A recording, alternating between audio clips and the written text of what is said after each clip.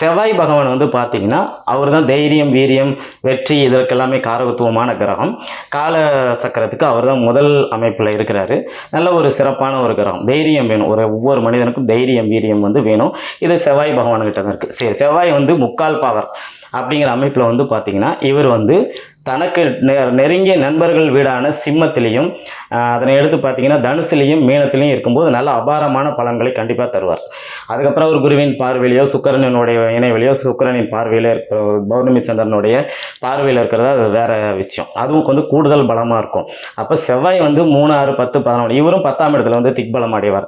இவர் வந்து ஒரு ஜாதகத்தில் அதிக வலுவாக இருக்கும்போது பார்த்தீங்கன்னா, நான் சொன்ன இடத்துலலாம் அவர் இருக்கும்போது பார்த்தீங்கன்னா, குறிப்பாக செவ்வாய் வந்து சனி பகவானோட சேராமல் ராகுவோட சேராமல் கேதுவோட செவ்வாய் சேரும்போது பார்த்திங்கன்னா அது வந்து ஒரு சூட்சம உள்ளுன்னு என்னுடைய ஆதித்ய குருஜி ஐயா வந்து இது நிறைய இடத்துல சொல்லியிருக்கிறார். அது அனுபவத்துலேயும் ஒத்து வருது. அதனால் செவ்வாய் வந்து கேதுவோட எந்த இடத்துலையும் இணைஞ்சிருக்கலாம், அது தவறு கிடையாது.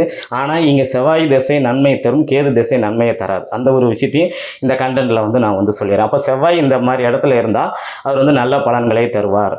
அதாவது விளையாட்டு, அதிகாரம், அதுக்கப்புறம் பார்த்திங்கன்னா காவல்துறை, இராணுவம், அதுக்கப்புறம் சேஃப்டி ஆஃபீஸர்ஸ், அது மாதிரி ஒரு யூனிஃபார்ம், காக்கி யூனிஃபார்ம் போட்டு நம்ம வேலை செய்கிற அத்தாமே பார்த்திங்கன்னா செவ்வாய். அதே மாதிரி இந்த சமையல் கலை, கேட்டரிங் டெக்னாலஜி, இதெல்லாமே செவ்வாய்க்கு ஒரு தீயணைப்பு ஃபயர் ஸ்டேஷனில் வேலை பார்க்குறது.